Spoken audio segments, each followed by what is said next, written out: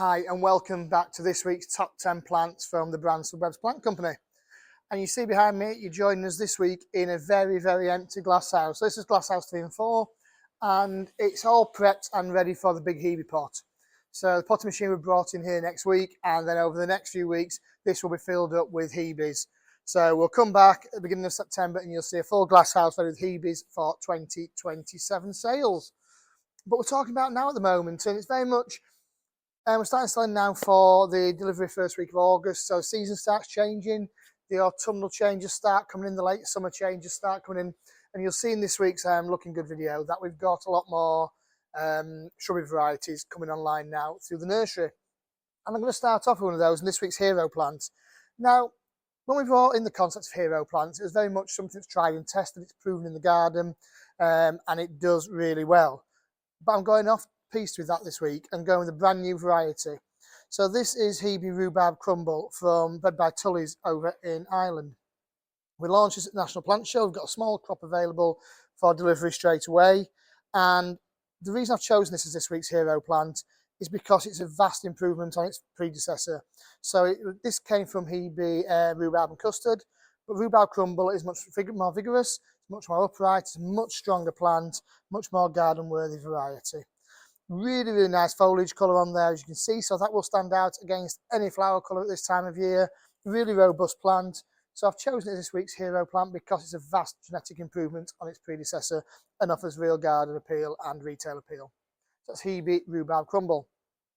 We'll continue on with the shrub theme now, and our Coprosmas are online again with some really nice foliage colour on here. So we've got 3 colours in that mix, some really dark foliage. We've got Eclipse, which is this one, which is a lovely pink. And then we've got the nice golden foliage varieties as well. So 3 varieties all work really well in merchandising on a bench together. Again, foliage interest, we've got our Abelia collection. So we've got Kaleidoscope, we've got Jelly Beans, and we have got, I've forgotten the other one, bear with me 2 seconds. Tricolour Charm, sorry, I had to go look at the other variety, Tricolour Charm. So you've got a nice golden one, you've got a nice pink one, and a very vibrant red foliage one as well. Again, all work really well merchandised side by side on a bench in a garden centre, and actually work really well in a garden. I popped one of these, actually popped Jelly Beans in a pot by my back door last autumn. It just sat there all winter, looked after itself, just gave great foliage colour, brightened up that spot by the back door all winter long. So that's Abelia, a very underrated shrub in my opinion. Our Berberis Neon collection is online now, so this is Neon Gold. We've got vibrant reds and oranges in that mix as well, so check out the full availability. I do like how gold has that little red tinge as well on its tips on the new growth. Again, good blocks of colour, good blocks of foliage colour, will stand up well right the way through the autumn and provide great garden value as a plant.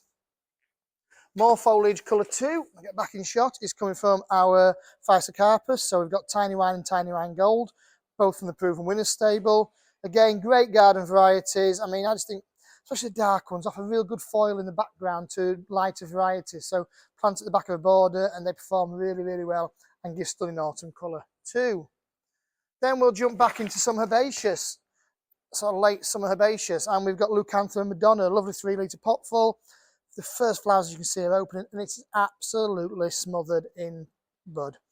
So that's going to give great colour in the garden, great colour in the container for your customers, and look fantastic on a bench in a garden centre. Our Lobelia Starships are online now, so we've got 3 colours in these, so pinks, reds and a purple. So this one is Deep Rose, so the pink variety. Again, nice foliage colour, great border perennial, performs really well. Can put it in a pot if you want, but I would personally put that in the border. It'll give you colour right the way through into the autumn now. The first flower spikes are opening, loads to come, and will look great on a bench. Nice chunky 3 litre plant. And then onto our Rebecca's, so our Smiley series, and the last few of these remaining now, so I just wanted to highlight them before they're gone. So this is Kissing Smiley, looking really nice. So Smiley's nice, dense, compact plants. Semi-hardy, we're told they're hardy, but I'd say semi-hardy personally. And that's a lovely crystal clear yellow flower on there. Loads of bud, and we'll gain 3 litre pot to give you colour right the way through into early autumn. And then last but not least, something will give you colour right the way through to the first frost, the Anemone Fantasy series. So this is Elsa, we've got 5 in the mix. Elsa's a nice white one, so it'll lift those dark corners of the garden. The bud's just forming on there, and there's more coming from the base. So again, chunky 3 litre perennial plant that will hopefully not sit on your bench, but it has to sit on your bench. You've got great shelf life on these, and they'll sell well right the way through the summer months. That's this week's top 10 plants from Bransford Webs. Join us again next week to see what's looking great on the nursery. Goodbye for now.